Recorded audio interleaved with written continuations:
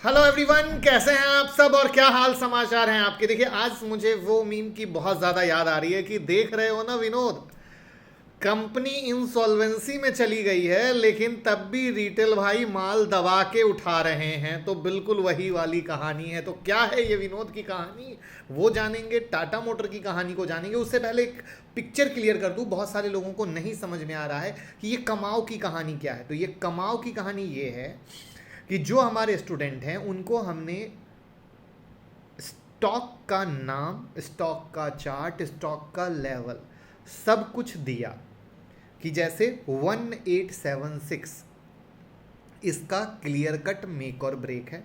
उन्हें पता है ट्रेड कैसे करना है, किस तरीके से कंफर्मेशन लेना है।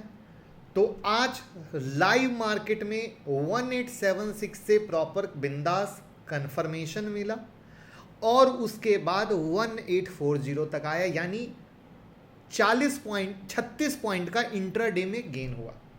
अब इससे फायदा क्या हुआ समझिएगा। जो लोग सीखने आए वो सीखे भी, प्लस बिजनेस और जॉब में होने के कारण उतना टाइम नहीं दे पाते हैं, तो रेडीमेड स्टॉक सिलेक्शन लेवल के साथ मिल गया। अब सीधा अटैक करना है मार्केट खुलते ही, बिंदास कंफर्मेशन के साथ, बिंदास ट्रेड, नो हिचकिचाहट कि यूएस यहां है, एसजीएक्स निफ्टी यहां है, इस तरह का कोई लेना देना नहीं है। तो यही है हमारी क्लियर कट कमिटमेंट कि आप आइए हमारी क्लास में, बेसिक से एडवांस तो सिखाएंगे सिखाएंगे। कर दिया है कमाने का इंतजाम, कमिटमेंट डन। यानी सीख रहे हैं, कमा रहे हैं, सेकंड अर्निंग कर रहे हैं, नुकसान को कवर कर रहे हैं, नुकसान नहीं कर रहे हैं, प्रॉफिट कमा रहे हैं। यानी हर वो चीज जो आप चाहते थे फाइनली आपके सामने है, क्योंकि बिजनेस और जॉब वालों की भी समस्या का समाधान।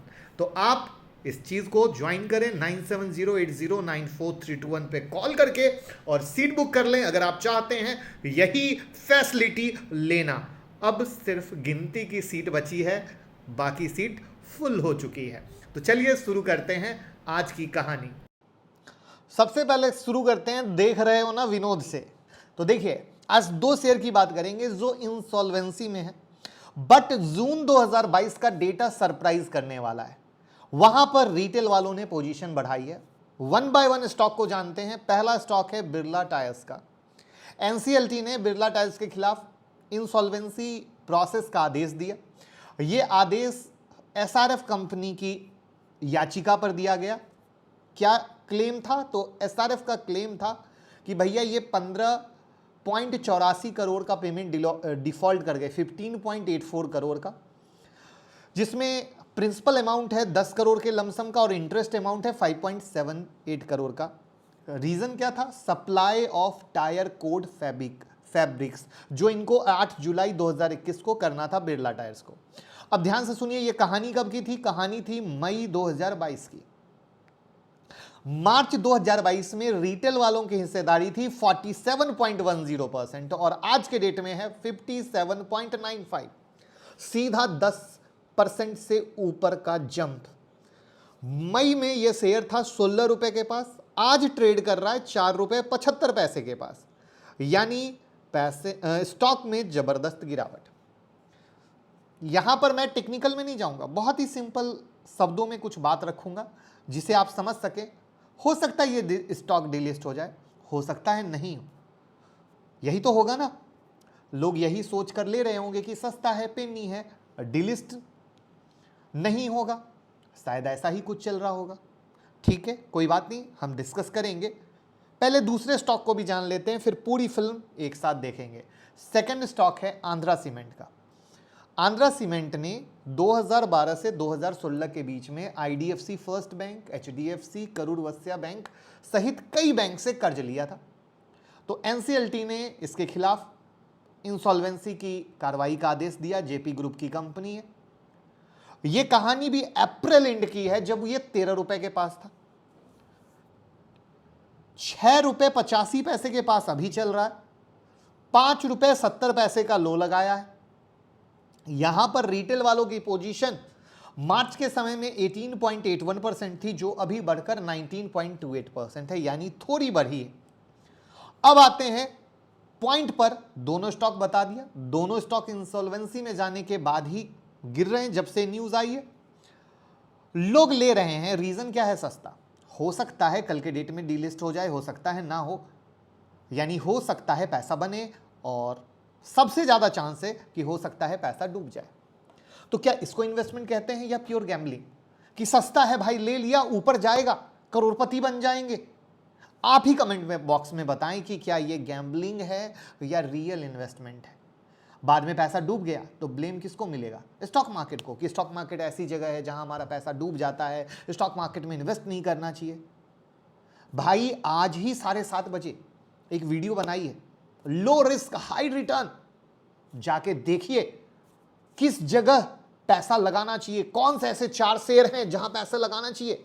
ऐसे फालतू स्टॉक में बिल्कुल नहीं लगाना चाहिए। जब हमारे मेहनत का पैसा है, हमारे खून पसीने का पैसा है, तो एक चीज बताइए कि जब रिटेल भाई की पूंजी ही इतनी कम होती है, लाख, 50,000, 75,000, 2 लाख, 5 लाख, वहां पे अगर हम अपना मैक्सिमम पैसा ऐसे पेनी स्टॉक की तरफ लगा रहे हैं जो सीधा एनसीएलटी में खड़ा है, इंसॉल्वेंसी में खड़ा है, वहां पर क्या होगा? डूबने के अलावा कोई दूसरा चारा बचता है? ये बहुत ही विचार करने की जरूरत है। इसीलिए मैंने इसके किसी भी टेक्निकल में नहीं गया, किसी भी फंडामेंटल में नहीं गया। मैंने बस सिंपल मैंगो पीपल के अंदाज में आपसे बात करने की कोशिश की है, जिससे दिमाग लगाने की जरूरत ना पड़े, किसी स्पेशल नीड की जरूरत ना पड़े, किसी स्पेशल स्टडी की जरूरत ना पड़े। आप खुद से कह सको नहीं, ये बात बिल्कुल सत्य है, आपने भाई वाली बात की है कि बिल्कुल इस तरह के शेयर में पैसा लगाना नहीं चाहिए जहां पे कंप्लीट जुआ बाजारी है कि कल के डेट में क्या होगा। वहां पर इतने अच्छे शेयर हैं जहां पे हमें पता है कि रिलायंस एक एग्जांपल की तरह से बात कर रहा हूं, जिस तरीके से काम कर रहा है, कल के डेट में उसके शेयर 5,000 भी हो सकते हैं, जो श्योर है। मैं ये तो देखो, ये श्योर है। तो ये कई सारी चीजें जहां पे हम लोगों नहीं देखते, क्यों? क्योंकि महंगा है, अरे भैया क्या होगा। यहां पे अभी मार्केट गिरा था, नीचे से अच्छे शेयर कितने जबरदस्त रिकवर किए, क्या आपने गौर किया? वहां पर ये चीजें हम भूल जाते हैं। तो मेरा ये मानना है मेरे दोस्त, प्लीज प्लीज प्लीज ऐसा देखकर कभी स्टॉक इन्वेस्ट ना करें। और मेरी बात से सहमत हैं तो लाइक का बटन प्रेस कर दीजिए, जिससे पता चल सके आपके भाई को कि मेरी बात, मेरी मेहनत आप तक पहुंची है। अब हम बात करते हैं Tata Motors big good news. Tata Motors और फोर्ड के बीच गुजरात के सानंद स्थित फोर्ड इंडिया मैन्युफैक्चरिंग प्लांट को लेकर लंबे से समय से डील चल रही थी, जो आपको पता है, हम बता भी चुके हैं। डील फाइनल हो गई। टाटा मोटर्स ईवी सब्सिडरी ने ये मैन्युफैक्चरिंग यूनिट करीब 726 करोड़ में खरीद ली। सितंबर 2021 में ये अमेरिका की कंपनी थी, आपको पता हो, अमेरिका फोर्ड मोटर। तो उसके छोड़ने के बाद 1 साल के अंदर ही डील की मंजूरी की खबर आ गई। यहां पर मैं बता दूं, सानंद में टाटा की एक और मैन्युफैक्चरिंग यूनिट है जहां टाटा नैनो का प्रोडक्शन होता था, और ये प्लांट ठीक फोर्ड प्लांट के सामने है, यानी बहुत बम्पर फायदा होने वाला है टाटा को, आमने सामने। यहां बताना एक और जरूरी चीज है जो टाटा को सैल्यूट करने वाली बात है कि फोर्ड इंडिया के डायरेक्ट और इनडायरेक्ट करीब 23,000 एम्प्लॉय हैं, 23,000। और टाटा मोटर्स ने सानंद स्थित फोर्ड मैन्युफैक्चरिंग प्लांट में काम करने वाले सभी एम्प्लॉय को नौकरी देने की बात कही है, जो भैया किसी और के बस की बात नहीं है। इतने लोगों को नौकरी, वरना इतनी की नौकरी चली जाती। और इसीलिए टाटा ग्रुप एक ऐसा ग्रुप है जिस पे हमेशा दिल आता है, और रतन टाटा सर के प्रति इतना प्यार और इतनी ब्लेसिंग आती है जिसका कोई जोड़ा नहीं है। और इंडिया में इसलिए उनसे ज़्यादा कोई रिस्पेक्टेबल पर्सन बना नहीं है, जो मुझे लगता है भगवान उनकी उम्र और बढ़ाए और ज़्यादा बेहतर करे, मैं तो यही कह सकता हूँ। यहां पर बता दूं कि 2011 में फोर्ड ने करीब 8,000 करोड़ रुपए इन्वेस्ट कर सानंद में मैन्युफैक्चरिंग यूनिट लगाई थी, और 10 साल के दौरान इंडियन मार्केट में $2 बिलियन का नुकसान झेलने के बाद फाइनली सितंबर में एग्जिट कर गई, सारी प्रोडक्शन का रुक गई। पिछले महीने लास्ट जो निकली थी वो फोर्ड इको स्पोर्ट की आखिरी यूनिट निकली थी, और उसके बाद टाटा ने खरीद लिया। इस प्लांट में 3 लाख से 4.2 लाख कार का प्रोडक्शन होता है, ये सब पे ध्यान से, 3 से 4.2 लाख का। अब यहाँ पर टाटा क्या करेगी? ईवी बनाएगी, इलेक्ट्रिक व्हीकल, और उसका लक्ष्य 3 लाख ईवी को रोल आउट करने का था, जिसको बढ़ाकर वो क्या कर लेगी? 4,20,000 तक कर लेगी। और इसीलिए टाटा को कहा जा रहा है, भैया टाटा मोटर जिस तरीके से ईवी में आगे दौड़ रही है उसको रोकना मुश्किल है। तो क्या लगता है ईवी में कौन आगे, टाटा या महिंद्रा एंड महिंद्रा, जो भी टाटा के पीछे बहुत तेजी से दौड़ रही है? ये ट्विस्ट डाला है क्योंकि महिंद्रा एंड महिंद्रा भी बहुत तेजी से दौड़ रही है। बैंक निफ्टी देख लेते हैं। उससे पहले बता दूं कि मार्केट खुलने से पहले प्री ओपनिंग वीडियो एक्सक्लूसिव जो सिर्फ और सिर्फ टेलीग्राम पे जाती है, इस तरीके से बनकर 60 सेकेंड की, अगर आप चाहते हैं तो टेलीग्राम से जुड़ सकते हैं, लिंक डिस्क्रिप्शन में है।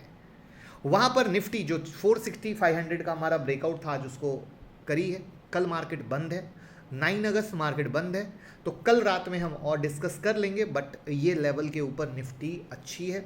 वहां पर बैंक निफ्टी की बात करें तो बैंक निफ्टी का भी जो ब्रेकआउट था वो 250 के पास का था, तो आज 300 का हाई मोटा मोटा बनाया है, उधर कोई है। तो लेट्स सी आज क्या इंटरनेशनल मार्केट रहता है, कल क्या रहता है, उसके हिसाब से हम आपके साथ डिस्कस कर लेंगे। तो वीडियो को लाइक कमेंट शेयर कर दीजिए और प्यार देते रहिए। Thank you so much.